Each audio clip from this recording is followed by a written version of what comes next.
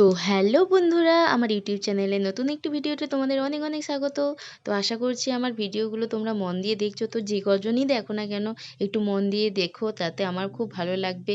আমি চাই না যে খুব দ্রুত আমার চ্যানেল গ্রোথ করুক, আমি ঝড়ের বেগে এগোতে চাই না। আমি কিন্তু কচ্ছপের মতোই ধীর গতিতে আস্তে আস্তে এগিয়ে যেতে চাই, আর তোমাদের ভালোবাসা আমি অনুভব করতে চাই। তো আমি তাড়াতাড়ি কোনো মতেই যেতে চাই না। তো আজকে আমি তোমাদের সঙ্গে খুব ট্রেন্ডিং একটা পিঠের ডিজাইন শেয়ার করব। তো চলো, আজকে আমি এখানে মাপটা নিয়ে নিয়েছি। লেন্থ আছে 14 ইঞ্চি, চেস্ট আছে 36 অ্যান্ড ওয়েস্ট আছে 32 ইঞ্চি। তো আমি এখানে 14 ইঞ্চি যেহেতু লেন্থ, আমি এখানে 1 ইঞ্চি এক্সট্রা নিয়ে নিয়েছি সেলাই মার্কিংয়ের জন্য। তো লেন্থ নিয়ে নিয়েছি 15 ইঞ্চি, আর শোল্ডার নিয়েছি 6.5 ইঞ্চি, আর আর্মহোলের জন্য নিয়ে নিয়েছি 6.5 ইঞ্চি। আর এখানে দেখো আমি মাপটা নিয়ে নিচ্ছি। চেস্ট আছে যেহেতু আমাদের 36, তো 1/4 সমান 9 ইঞ্চ, আর 2 ইঞ্চি এক্সট্রা। তো সেমভাবে আমি কোমরের মাপটাও নিয়ে নিচ্ছি। 32 ইঞ্চির 1/4 সমান হচ্ছে 8 ইঞ্চি, আর 2 ইঞ্চি এক্সট্রা। তো এখানে আমি ছাতি আর কোমরের মাপটা জয়েন করে দেবো, আর তোমাদের সুবিধার জন্য 2 ইঞ্চি এক্সট্রা করে কাপড় রেখেছি। আর এখানে আমি শোল্ডারে নিয়েছি 6.5 ইঞ্চি, তো 3 ইঞ্চি গলার জন্য নিয়েছি, আর 3.5 ইঞ্চি কাঁধের জন্য নিয়েছি।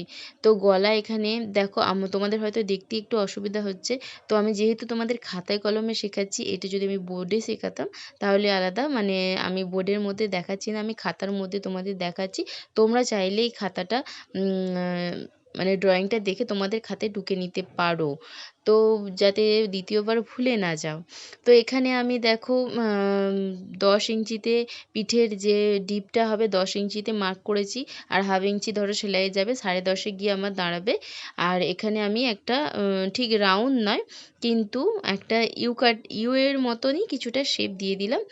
আর কোমরের দিকে আমি নিয়ে নিচ্ছি 5 ইঞ্চিতে ডাট দিয়ে দিচ্ছি, কেননা নিচে যে ভি শেপটা হবে ওইটা কিন্তু 5 ইঞ্চিতে এসে জয়েন্ট হবে। তো দেখো আমি যেখানে পিঠের মাপটা নিয়েছিলাম ওখান থেকে কিন্তু আমি 5 ইঞ্চিতে যে দাগটা নিয়েছি ওটা দুটো জয়েন করে দিয়েছি। তো এবারে তোমরা যখন ফর্মাটা ফেলবে তোমার কাপড়ের ওপরে, তো এইভাবে ফেলে ড্রয়িং করে নেবে। আমি যেহেতু তোমাদের কাগজে কলমে দেখাচ্ছি, তো তোমরা একটু নিজেদের মতো বুঝে নিও, আর অসুবিধা হলে অবশ্যই আমাকে কমেন্ট করে জানাবে। তো আমি এখানে দেখো আর্মহোলের জন্য 1 ইঞ্চি ওপরের দিকে নিয়ে, তো ওপর থেকে শোল্ডার থেকে 3.5 ইঞ্চিতে একটা মার্ক করে নিয়েছি, নিয়ে ওখান থেকে আর্মহোলের শেপটা আমি আস্তে আস্তে দিয়ে দিচ্ছি। তো আমার ডিজাইন সম্পূর্ণ রেডি হয়ে গেছে। তো তোমরা এইভাবে ডিজাইনটা করে কাপড়ের ওপর কেটে নিতে পারো, তারপর সেলাই করে নিতে পারো। তো আজকের ভিডিওটা সম্পূর্ণ নতুনদের জন্য, যারা এই বিষয়ে অভিজ্ঞ তারা অবশ্যই আমার ভিডিও স্কিপ করে যাবে। টাটা, সবাই ভালো থেকো, সুস্থ থেকো।